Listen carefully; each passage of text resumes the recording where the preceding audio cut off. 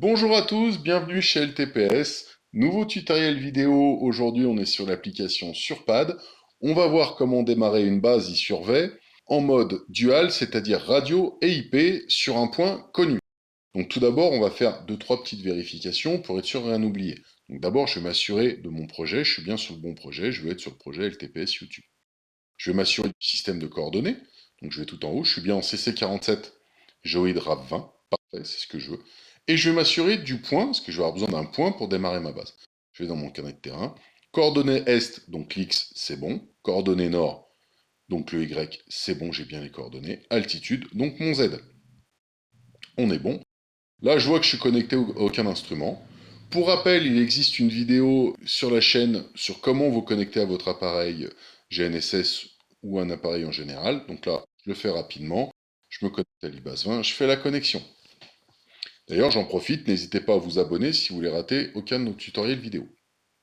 Là, je suis connecté à ma base. Avant d'aller la démarrer, je vais aller voir mes paramètres radio par défaut, c'est-à-dire quelles sont les fréquences radio que je vais utiliser pour émettre ma correction RTK. On peut paramétrer jusqu'à 8 fréquences. Moi, j'utilise les deux premières. La 444 83 75 en numéro sur le canal 1 et sur le canal 2, la 444 98 75. Donc, il nous fait les petits arrondis, mais c'est bien les fréquences en entier. Si jamais vous avez acheté des fréquences, des autorisations de fréquences auprès de l'ARCEP qui sont dédiées, je veux dire n'importe quoi, la 444 00, bah vous pouvez venir le paramétrer ici pour pouvoir l'utiliser. Maintenant que je me suis assuré de tout ça, je vais pouvoir me lancer dans le démarrage de ma base. Donc je vais dans mode base. Ici, je peux configurer une nouvelle configuration. Moi, je vais directement prendre une configuration préétablie. Donc là, je vais dans base dual connu. Je vais faire éditer. Donc ensuite, on va choisir le mode de démarrage. Donc dans le mode de démarrage, j'ai trois options.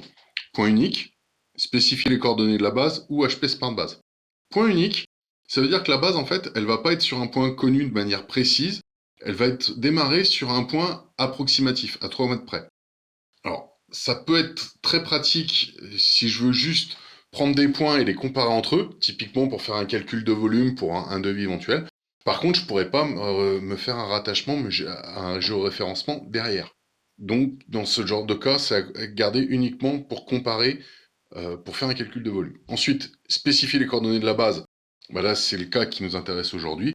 Je vais renseigner les coordonnées x, y, z de mon point sur lequel est ma base. HP Smart Base, on le verra dans une autre vidéo. Là, la base va se servir d'un abonnement RTK pour déterminer son point. Elle va d'abord le moyenner et après démarrer. Donc là, on va cliquer sur spécifier les coordonnées de la base et ça nous ouvre une autre fenêtre. Donc je suis en coordonnées plane, je suis en coordonnées angulaires. Je vais dans Library. J'ai mon point ST1 qu'on a vu tout à l'heure dans le carnet. Je le sélectionne.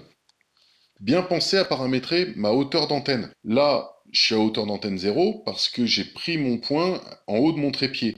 Mais si j'ai pris mon point au sol sur un clou ou un split au sol, avec un trépied à hauteur fixe par exemple, en général, j'utilise une hauteur à 1,50 m. Moi, pour rappel, je suis à 0. Si jamais vous avez un doute sur à quel endroit se mesure la hauteur, bah, vous prenez votre mètre, regardez ici le petit schéma. La hauteur se mesure au niveau du trévers jusqu'au niveau du sol, jusqu'au point. Après, le décalage qui existe sur le modèle d'appareil, c'est géré par le logiciel, il nous le rappelle juste en dessous. Mais nous, on n'a pas à s'en soucier, ce qui nous intéresse, c'est d'avoir la hauteur de manière la plus précise, bien sûr, parce que si je fausse ma hauteur de 10 cm, ça veut dire que toutes les coordonnées que va envoyer la base vont être fausses de 10 cm. Donc attention, c'est une erreur assez courante. Donc là, je fais OK. Ensuite, mode différentiel, là, c'est pour choisir le format RTK de ma correction. Alors, derrière ce terme barbare, ça veut dire quoi? C'est-à-dire que la correction RTK que j'envoie avec ma base, elle va être dans un format prédéfini. Ce format, c'est un peu le langage. Donc là, j'en ai plusieurs. Le plus courant, le plus utilisé, c'est le RTCM3 MSM, qui a l'avantage d'être full constellation, c'est-à-dire qu'il a toutes les constellations. En Europe, c'est GPS, GLONASS, Galileo, Beidou.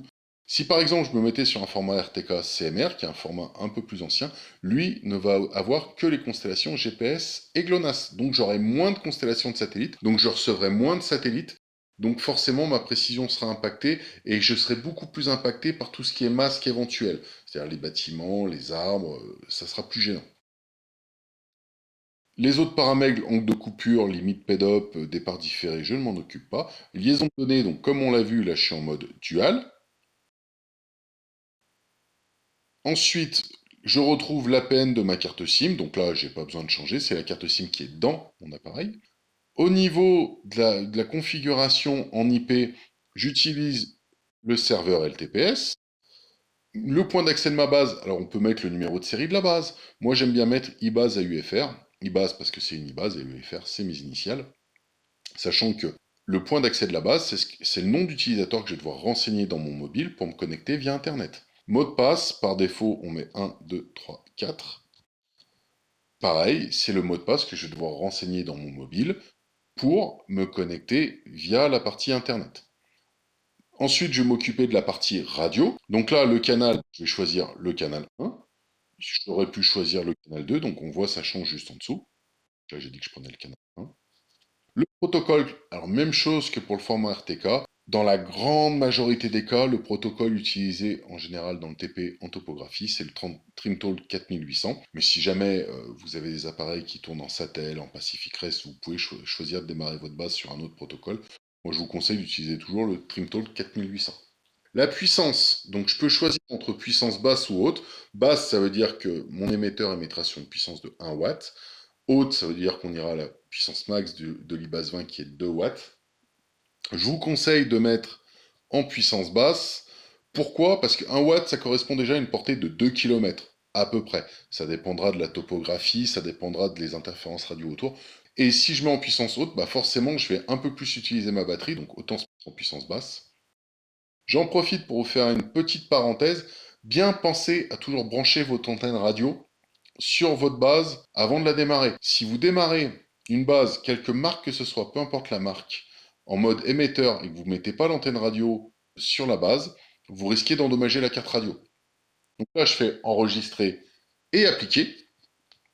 Donc là, le carnet est en train d'envoyer toute la configuration à la base pour pouvoir la démarrer et ensuite travailler en mode base.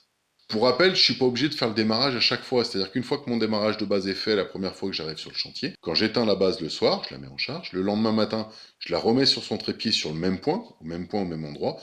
Je la redémarre. Elle va redémarrer automatiquement en mode base. Je n'ai pas besoin de reprendre le carnet à chaque fois. Donc là, ma base est bien démarrée. Je vois base H0.